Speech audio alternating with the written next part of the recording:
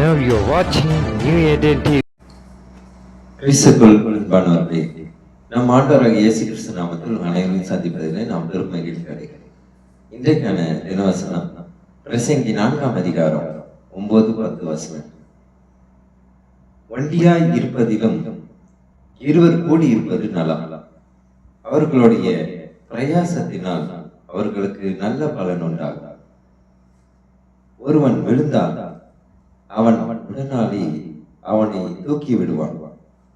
ஒண்டியாய் இருந்து விழுகிறவனுக்கு ஐயோ, அவனை தூக்கிவிட துணை இல்லையே. கர்த்தருக்கு மகிமை உண்டாதாக. இன்றைக்கு ஆண்டவர் அநேக தனிமையில் இருப்பவர்களுக்கு ஒரு ஆறுதலை தருகிறார். அது எப்பேற்பட்ட ஒரு ஆறுதல். ஒருவேளை நாம் தனிமையை சந்தித்து இருக்கலாம். உற்றார் உறவினர்கள் நம்மளை ஒதுக்கி தள்ளும் போது, உதாசீனப்படுத்தும் போது, அந்த இடத்திலே நாம் தனிமையாக இருக்க வேண்டும் என்றுதான் நான் விரும்புவோம். யாரும் தேவையில்லை. ஆனால் அந்த தனிமை சில நேரங்களிலே ஒரு தவறான முடிவை எடுப்பதற்கு சாத்தான் வழி செய்கிறான். அதாவது சாத்தானுக்கு நம்ம தனிமையா இருந்தோம்னா அவனுக்கு ரொம்ப ஈஸி நம்மளை வெறுக்குவது. அப்படிதான் இங்க ஆண்டவர் சொல்கிறார். ஒண்டியாய் இருப்பதிலும் இருவராய் கூடி இருப்பதே நலம். ஒருவர் சோர்ந்து போகும்போது ஒருவர் உற்சாகப்படுத்தி அந்த சோர்வை மாற்றுவார். இங்கு நாம் 3 பகுதிகளாக இருக்கிறோம். ஒண்டியாய் இருப்பதை விட இணைந்து இருப்பது மேலான காரணம். ஏன் ஒண்டியா இருக்கக்கூடாது? ஏன் தனிமையா இருக்கக்கூடாதா? தனிமையில நம்ம சந்தோஷமா இருக்க முடியாதா? முடியும். ஆனால் சில சமயங்களில நாம் தனிமையாக இருக்கும்போது ரொம்ப சோர்வடைவோம். ஆனால் ஆண்டவர் எப்படி நினைக்கிறார்? தேவன் மனிதனை தனிமைக்காக படைக்க வேண்டும். அப்படி என்றால் ஆதாமை அங்கேயே படைத்துவிட்டு ஏவாளை படைக்காமல் போயிருக்கிறான். ஏன் ஏவாளை படைத்தார்? ஆதாம் தனியாக இருப்பது நல்லதல்ல, ஏற்ற துணையை அவனுக்கு கொண்டு வர வேண்டும் என்று நினைத்தார். இன்றைக்கு நம்மையும் கூட அப்படின்னா, நீ தனிமையா இருக்காத மகளே, மகனே, நீ இன்னைக்கு தனிமையா இருக்காத, நான் உன் கூட இருக்கிறேன். இப்படிப்பட்ட ஒரு தனிமையில் இருக்கும்போது நாம் எந்த ஒரு முடிவும் எடுக்க முடியாமல் மிகவும் சிரமப்படுவோம். ஏன் நாம் முடிவெடுப்பதுதான் சரியான முடிவு என்று கூட நினைப்போம். ஆனால் இருவராக இருக்கும்போது எது நல்லது, எது கெட்டது என்று பகுத்தறிந்து பிரித்து பார்க்க உடன் இருப்பவர்கள் நமக்கு உதவி செய்வார்கள். இந்த உடன் இருப்பவர்கள் யாராக இருக்கலாம்? நம்ம அப்பாவாக இருக்கலாம், நம்ம உடன் பிறந்த சகோதர சகோதரிகளாக இருக்கலாம். இப்படி இருக்கும்போது அவர்கள் தான் நம் வாழ்க்கையை குறித்து ஒரு முக்கியமான ஆலோசனைகளை தருவார்கள். அப்படி ஆலோசனை தரும்போது, இல்லை நான் தனியா விரும்புறேன், என்ன ஃப்ரீயா விடுங்க அப்படின்னு நாம் அவர் மீது கோபப்படுவது சரியானதல்ல. என்னோட வாழ்க்கையில கூட எத்தனையோ முடிவுகளை நான் எடுக்கும்போது என்னுடன் பிறந்தவர்களும் என்னுடைய அம்மாவும் தான் நிறைய ஆறுதலை தந்தார். அப்படி நான் ஆறுதலை ஏற்றுக்கொள்ளாமல் இருந்தால் இன்னும் தான் அது ஒரு மோசமான நிலைமைக்கு என்னை கொண்டு போயிருக்கேன். கிறிஸ்துக்கு பிரியமானவர்களே, 2வது காரியம், இணைந்து உழைத்தால் நல்ல பலன் கிடைக்கும். இப்போ ஒரு விறகு வெட்டுறவங்க இருக்காங்க. ஒருவர் மட்டும் அந்த வேலையை செய்வது கடினம். ஒரு 30 மரங்களை வெட்டி அதெல்லாம் சரிப்படுத்தணும், அதெல்லாம் பண்ணணும்னா கண்டிப்பாக ஒரு 20 இருந்தாங்கன்னா எத்தனை வேலைகளை செய்யலாம். அது மாதிரிதான் இங்க இணைந்து இருக்கிறதுக்கு ஆண்டவர் ஏற்படுத்துறார். கூட்டு பணியில் ஆசீர்வாதம் அதிகமாக இருக்கு. ஒரு கூட்டு பணியை நாம் செய்யும் போது ஆண்டவர் ஆசீர்வதிக்கிறார். ஏன் ஜெபம் செய்யும் போது கூட எங்கு 20 மூவராக இருந்து ஜபிக்கிறீர்களோ அங்கு நான் வாசம் பண்ணுவேன் என்று ஆண்டவர் சொல்கிறார். அப்ப நான் தனியா ஜபிக்கும் போது கேட்க மாட்டார் அப்படின்னு கேட்கலாம். அப்படி இல்லை, தனியாக ஜபிக்கும் போதும் ஆண்டவர் அது தருகிறார்.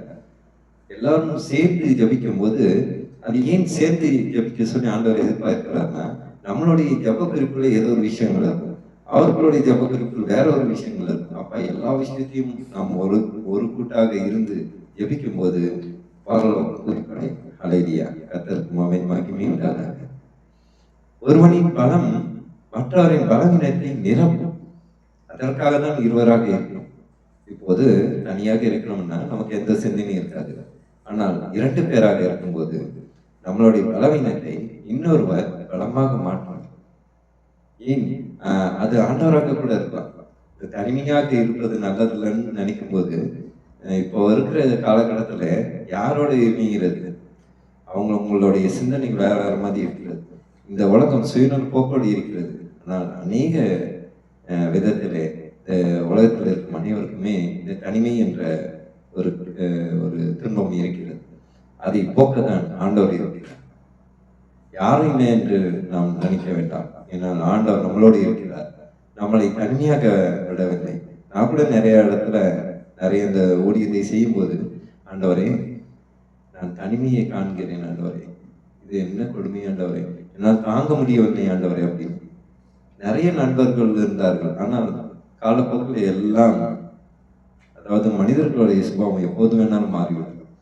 அவர்களை நாம் நம்புவது சரியானதல்ல என்று நினைத்தேன். அப்போது ஆண்டவர் சொன்னாரு, நான் மற்றவர்களை உன்னுடைய வாழ்க்கையிலிருந்து விளக்கினேன். ஏனென்றால் நான் உன்னுடனே சதா காலம் இருப்பதற்காக. அல்லேலூயா, கர்த்தருக்கு மகிமை இல்லாதாக கரங்களை தட்டி கர்த்தரை மகிமைப்படுத்துவோம். நான் அவங்க கூட இருக்கிறதுக்காக, மற்றவங்க இருந்தாங்கன்னா உங்க கூட நான் இருக்க முடியாது, அதனாலதான் நான் விளக்கிருக்கேன். இப்ப நான் உங்க கூட எப்போதும் இருக்கிறேன். அப்ப அந்த நாளிலிருந்து நான் தனிமையை கண்டு பயப்படவில்லை, தனிமையை கண்டு பூரிப்படைக்கிறேன், தனிமையை கண்டு சந்தோஷப்படுகிறேன். ஏனென்றால் ஆண்டவர் என்னோடு இருக்கிறார், என்னை அனுதினமும் வழி நடக்கிறார். கிறிஸ்துவுக்கு பிரியமானவர்களே, அடுத்த கருத்து, விழுந்தவரை எழுப்புவது உண்மையான நட்பு. ஒருவர் தவறி போய் ஒரு ஏதோ தோல்வி அடைஞ்சிட்டாங்க, அவங்களுக்கு நீங்க பண உதவிகளும் செய்ய வேண்டாம், ஆறுதலான ஒரு வார்த்தை. அந்த வார்த்தை அன்பு இருந்தால் தான். அது எதனால அந்த விழுந்தவர்கள்னா, எதிரில் விழுந்தவர்கள், மனசோர்வில் விழுந்தவர்கள், நோயில் சிக்கி தவிப்பவர்கள், நோய் பல வருட காலமாக என்ன சிகிச்சை இருந்தாலும் அதற்கு பலன் கொடுக்காமல் நோயிலேயே வாழ்ந்து கொண்டிருப்பவர்கள், பொருளாதார பிரச்சனையில் சிக்கிக்கொண்டு தவிப்பவர்கள், பல கடன் இருந்திருக்கும், அந்த கடன் வந்து வெளியே வர முடியுன்றதும் மனசோர்வு உண்டாக்கும். அப்போது அங்கு ஒரு ஆறுதல் தேவை. நான்காவதாக விசுவாச பலவீனம். ஒருவேளை ஆண்டவரிடமிருந்து நான் விசுவாசத்துல வெளியே வந்துட்டேனே, இந்த ஆண்டவத்துக்கு ஏற்பாரா அப்படின்னு மனசோர்வு அடையும். அதனால அதற்காகவும் அந்த அன்பு இருந்தாங்க, இதையெல்லாம் இந்த குறைபாடையெல்லாம் நிறைவாக மாறும். கிறிஸ்துவுக்கு பிரியமானவர்களே, இது ரொம்ப இந்த தினவசனமானது, மிகவும் ஒரு சிந்திக்கக்கூடிய, நம் ஆண்டவர் நம்மளோடு இருக்கிறார் என்பதை உணரக்கூடிய ஒரு தினவசனமாக அமைந்திருக்கிறது. நான் மறுபடியும் இந்த வசனத்தின் மூலியமாக நாம் என்ன பாடத்தை கற்றுக்கொள்கிறோம்? நான் மறுபடியும் இந்த வசனத்தை வாசிக்கிறேன். பிரசங்கி 4ஆம் அதிகாரம் 9-10 வசனங்கள். ஒன்றியாய் இருப்பதிலும் இருவர் கூடி இருப்பதிலும் அவர்களுடைய பிரயாசத்தினால் அவர்களுக்கு நல்ல பலன் உண்டாகும். ஒருவன் விழுந்தால் அவன் உடனாளி அவனை தூக்கி விடுவான். ஒன்றியாய் இருந்து விழுகிறவனுக்கு ஐயோ, அவனை தூக்கிவிட துணை இல்லையே. கர்த்தருக்கு மகிமைண்டார்.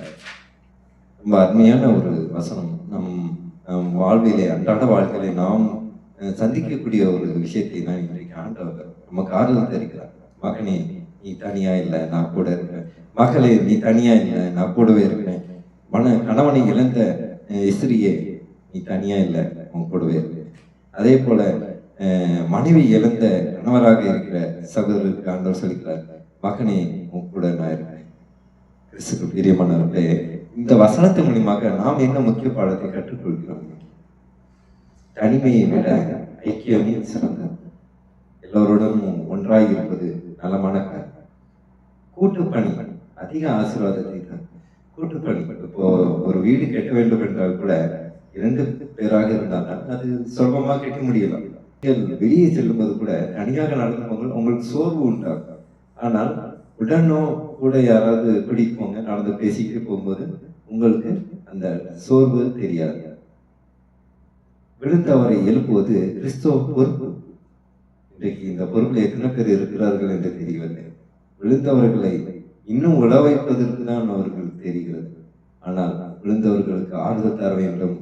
ஏனென்றால் இயேசு நமக்கு ஆறுதல் தந்தார், அதனால் நாம் மற்றவர்களுக்கு ஆறுதல் தர வேண்டும் என்பதை மறந்து விடுகிறார். இதற்காக நாம் விசேஷமாக ஜெபிக்க வேண்டும். அனைத்து சபைக்கு செல்லும் அன்பான சகோதர சகோதரிகளுக்கு இந்த சிந்தனை வர ஜெபிக்க வேண்டும். தனிமை ஆவிக்குரிய ஆபத்தை கொடுக்கும். தனிமை ஆவிக்குரிய ஆபத்து. ஏனென்றால் தனியாக இருக்கும்போது இந்த ஆவியை சீர்குலைக்க சாத்தான் விடுவான். சாத்தான் நமக்கு மனசுல தேவையில்லாத சிந்தனைகளை கொண்டு ஆண்டவரிடம் இருந்து நம்மளை விலக்கி விடுவான். அதனால் தனியாக இருப்பது நல்லதல்ல. ஏனென்றால் ஜெபித்து ஆண்டவரோடு ஐக்கியமாக இருந்தால் நமக்கு எந்த ஒரு ஆபத்தும் கிடையாது. 5வது, இயேசு கிறிஸ்து நம்முடைய என்றும் நிலைத்திருக்கும் துணையாக இருக்கிறார். இயேசு கிறிஸ்து தவிர வேற என்ன துணை நமக்கு வேணும்? அவர் மட்டுமே இருந்தால் போதும். வாழ்க்கையிலே எப்பேற்பட்ட விஷயத்தையும் நம்ம கடந்து செல்லலாம்.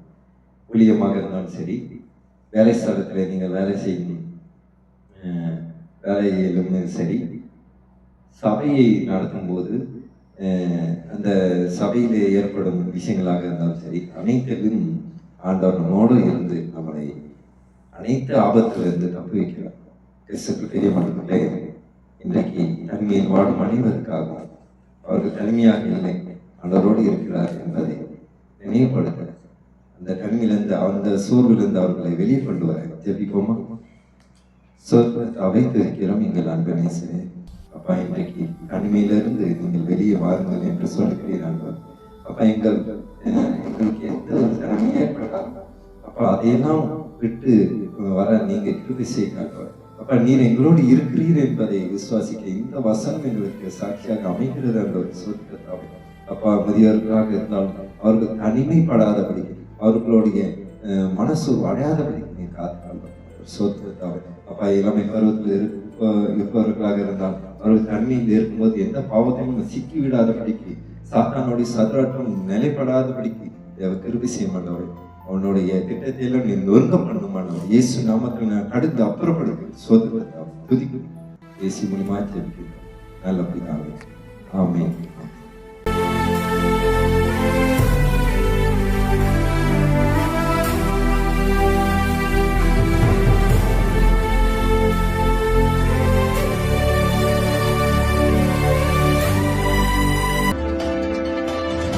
Now you're watching New Eden TV.